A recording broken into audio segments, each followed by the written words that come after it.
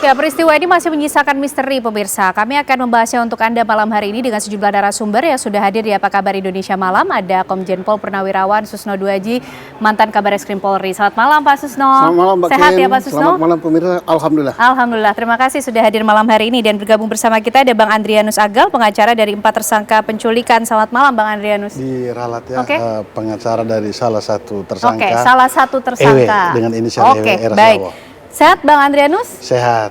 Terima kasih sudah hadir malam hari ini dan bergabung bersama kita juga ada Mas Luki Nurhadianto, kriminolog dari Universitas Budi Luhur. Selamat malam Mas Luki. Malam. Sehat juga ya Mas ya? Sehat. Oke, Bang Andrianus, ini menjadi pengacara salah satu tersangka Ya, di betul. klaster penculikan itu. Klaster penculikan atau penjemputan paksa. Oke, apa saja kemudian informasi yang disampaikan dari klien Bang Andrianus? Ini 15 orang yang ditangkap di Treskrimum. Perannya apa saja diketahui tidak oleh klien Bang Andrianus? Oke, baik. Saya coba menjelaskan apa yang saya dengar dari tersangka EW, bahwa pada saat tanggal 19 Agustus mereka bertemu dengan yang berinisial F untuk pekerjaan penjemputan paksa itu. Oke. Nah, pada saat tanggal 20 mereka EW mengajak beberapa teman-temannya untuk menjemput paksa korban di daerah Jakarta Timur. Setelah mereka berhasil menjemput paksa korban, baru konvoi mobil yang lain juga untuk mengikuti untuk diserahkan di landasan pacu Kemayoran. Jadi peran dari klaster penjemputan paksa atau penculikan ini sampai di situ. Oke. Nah, setelah mereka menyerahkan itu, besoknya tanggal 20 mereka bertemu lagi dengan temannya mereka yang memberi pekerjaan itu untuk memberikan upah. Jadi upah yang sudah diterima dari 5 tersangka ini itu kalau tidak salah bisa dikoreksi juga itu kurang lebih 40 juta. Itu setelah mereka menerima uang 40 juta itu, berapa jam setelah itu ada informasi bahwa orang yang mereka jemput itu tuh sudah meninggal. Setelah mendengar berita itu, adik saya Eras Wawo, dia langsung melarikan diri ke Flores. Akhirnya disitulah dia dijemput. Pada saat dia dijemput baru mulai terbuka pelaku lain atau klaster lain, klaster eksekutor yang pada saat diserahkan di landasan pacu Kemayoran. Oke, Bang Andrianus, apakah kemudian klien Abang ini mengenal siapa F? Kemudian tadi sempat bertemu ya? Iya. Termasuk juga yang di klaster penjemputan itu, Bang. Mengenalkah siapakah itu? Kalau untuk klaster yang penjemput itu mereka tidak tahu, tapi kalau dengan F mereka tahu sebagai teman. Seperti itu. Oke, jadi hanya mengerti F saja, tidak berjumpa dengan siapa yang menjemput itu. Betul. F ini siapa, Bang? Dari informasi yang saya dapat bahwa F ini teman dari EW, Eras, seperti itu. Oke, teman dari Eras. Oke, baik. Pak Susno, bagaimana kemudian polisi akhirnya bisa menciduk awalnya 4 orang, kemudian terbuka bertambah sampai 15 orang?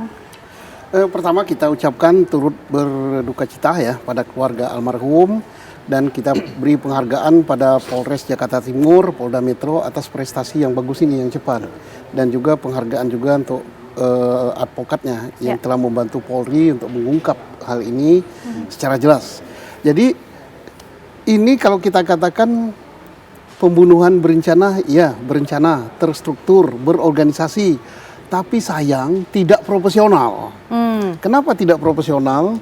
Dilakukannya siang hari di mall, di tempat keramaian. Di situ ada satpam, di situ ada mobil lain parkir. Kemudian di situ juga ada CCTV menyorot kemana. Ya Polri kan gampang sekali nangkapnya ini. Dengan CCTV yang menyorot begitu ketengahan satu, ya udah beruntun dia. Ini tim penjemput ketangkap duluan, ditanya kepada siapa lagi, tim eksekusinya, terus naik lagi ke atas sampai ke F, naik lagi sampai ke 4 ya, yang atas lagi, 4 lagi, sampai ke 4 lagi. Jadi ini perasaan mereka udah bagus, organisasinya udah bertingkat. Ya. Di sini otaknya atau dalangnya, di sini si pemberi si pemborongnya gitu. Pemborong ngesupkan lagi ke sini. Di sini dia lagi tunjuk lagi eksekutornya.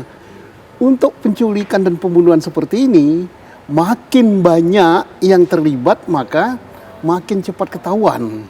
Nah, ini maka saya katakan organisasinya bagus, tapi cara kerja organisasi ini tidak rapi, tidak profesional, dan kemudian hal ini memperberat hukuman karena jelas ini pengacara ini pembunuhan berencana, karena direncanakan. Ya. Mau Ada desainnya. Mau menghabisi orang ini pemesan, ini bagian jelas ini terencana. Tinggal berat ringannya, jelas yang paling berat nanti dalam pembunuhan berencana ini pemberi atau dalang ya bahasa kita ya. Dalang siapa yang nyuruh itu. Nah, tinggal nanti tambahan berat ringannya lagi apa motifnya sampai dia ingin menculik dan menghabisi orang. Nah, ini kita tunggu Polri nanti apa betul motifnya sesuai yang beredar di masyarakat sekarang. Oke, Mas Luki, ini kasus pembunuhannya terstruktur tapi tidak profesional begitukah? Dan siapa kira-kira Mas kalau sudah didesain sedemikian rupa yang memiliki atau menggambarkan atau punya desain mengenai ini itu siapa Mas? Ya, kita lihat dari tadi juga sudah disampaikan oleh Bang Andrian dan Pak Susno, maka saya senang kemudian mengkategorisasi bahwa ini salah satu bentuk anomali kontrak killing di sana. Bahwa apa yang kemudian terjadi menandakan dalam tanda kutip seperti itu, klaster-klaster ini terkesan bekerja serabutan. Sekali lagi bukan kemudian untuk mendiskreditkan keluarga korban seperti itu. Maka saat kita bicara mengenai motivasi, kita berdasarkan klasterisasi yang sudah dibuat oleh tadi Bang Andrian tersebut. Saat kemudian ada peran dalam konteks surveillance, maka tentu peran mereka adalah saat kemudian dilakukan siang hari, jangan-jangan bisa jadi juga mereka tidak mengetahui apakah kemudian tujuan para pelaku tersebut menculik atau kemudian melakukan tindakan tersebut di lingkungan yang sangat terbuka atau kemudian public space. CCTV ada, rekaman berbagai dokumentasi ada, bahkan kemudian bisa dilihat oleh masyarakat sekitar.